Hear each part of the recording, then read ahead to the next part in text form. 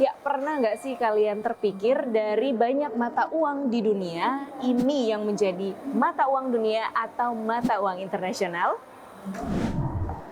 Lalu sebenarnya apa sih dan mengapa dolar Amerika Serikat menjadi penguasa mata uang dunia?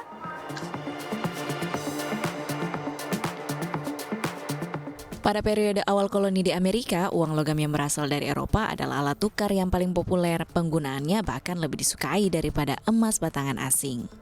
Pada mulanya hanya koloni di Amerika Serikat yang dapat mencetak uang, namun pada perkembangannya mata uang kertas kemudian menjadi standar dan dikeluarkan pada tingkat negara federal. Dalam perkembangannya sistem mata uang di Amerika Serikat kemudian menjadi tidak stabil karena masing-masing bank yang ada di Amerika Serikat bisa menerbitkan dan mencetak uang. Kemudian pada tahun 1913, Federal Reserve Act mendirikan Federal Reserve Bank atau Bank Sentral Amerika Serikat atau saat ini kita menyebutnya The Fed sebagai solusi untuk meredam ketidakstabilan ini. Akhirnya pada tahun 1914, The Fed mencetak dolar Amerika Serikat untuk pertama kalinya dan menjadikannya mata uang yang sah di negara tersebut.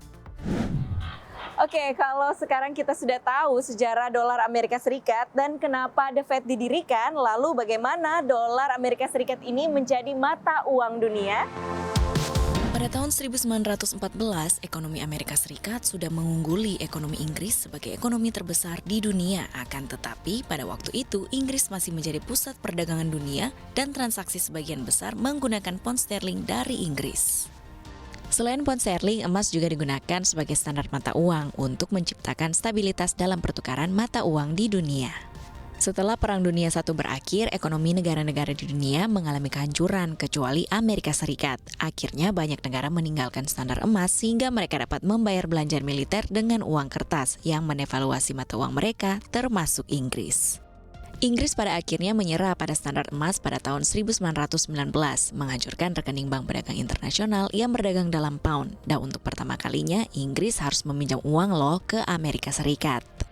Tak hanya Inggris, beberapa negara yang ekonominya hancur akhirnya harus bergantung kepada pinjaman yang diberikan oleh Amerika Serikat. Pinjaman ini diberikan dalam bentuk dolar Amerika Serikat. Sebagai jaminan, Amerika menerima emas yang dimiliki negara-negara ini. Hingga pada akhir Perang Dunia Kedua, Amerika Serikat memiliki sebagian besar emas dunia loh. Situasi ini menghalangi kembalinya standar emas oleh semua negara yang telah menghabiskan cadangan emasnya. Ya, pada tahun 1947, Amerika Serikat merupakan negara pemilik cadangan emas terbesar di dunia sebesar 70%. Nah, dari sinilah awal mula dolar Amerika Serikat mulai menunjukkan taringnya. Pada tahun 1944, delegasi dari 44 negara sekutu bertemu di Bretton Woods, New Hampshire. Hasil dari pertemuan ini memutuskan mata uang dunia tidak dikaitkan dengan emas, melainkan dengan dolar Amerika Serikat yang terkait dengan emas.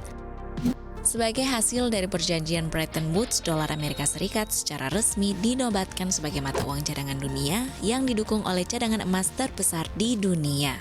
Alih-alih memiliki cadangan emas, negara lain malah mengumpulkan cadangan dolar Amerika Serikat dalam bentuk surat berharga Amerika Serikat sebagai tempat penyimpanan uang yang aman. Nah, hingga saat ini dolar Amerika Serikat menjadi mata uang global. Bahkan 88% pertukaran mata uang dunia menggunakan dolar Amerika Serikat. Ini membuat keperkasaan dolar mendominasi cadangan devisa di seluruh dunia loh. Sebesar 60,9% cadangan devisa disimpan dalam bentuk dolar Amerika Serikat, 20,5% disimpan dalam euro, 5,7% disimpan dalam yen Jepang, 4,6% disimpan dalam pound sterling, dan selebihnya 8,3% disimpan dalam mata uang yang lainnya. Lalu bagaimana keperkasaan dolar ini mempengaruhi perekonomian dunia? Dalam 2 dekade terakhir, nilai dolar Amerika Serikat mengalami penguatan besar-besaran terhadap mata uang global dan menyentuh titik tertingginya. Indeks dolar yang mengukur dolar Amerika Serikat terhadap rata-rata 6 mata uang utama lainnya termasuk euro, pound sterling, dan yen bahkan meningkat 15% pada tahun 2022 ini. Penguatan kurs dolar Amerika Serikat murni akibat kelangkaan pasokan yang terjadi di seluruh negara di dunia. Kelangkaan utama ini, faktor utamanya adalah sikap agresif The Fed yang menaikkan suku bunga acuan pada Maret 2020 mencapai 100 basis point menjadi 0 sampai 0,25% guna meredam inflasi akibat pandemi COVID-19 yang menggerus ekonomi Paman Sam.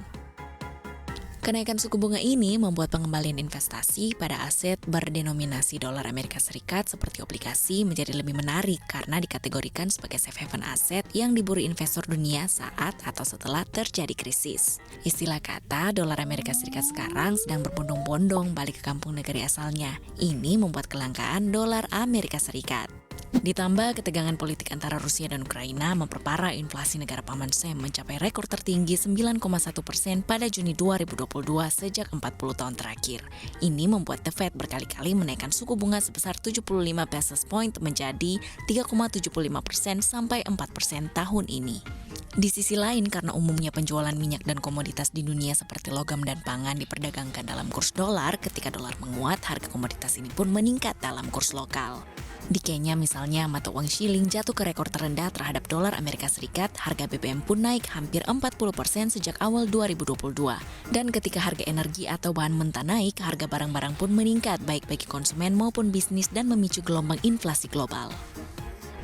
Well, mata uang ini dan dolar Amerika Serikat ibarat burung dalam sangkar. Karena ketika The Fed menaikkan suku bunga, ini menjadi ancaman bagi negara-negara berkembang.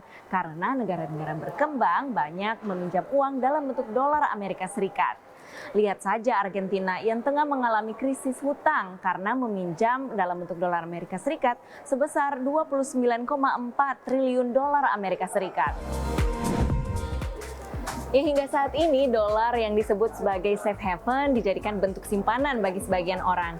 Bahkan ini menjadi daya tarik loh untuk mencari cuan. Seperti contohnya dalam pergerakan kurs jual beli valuta asing.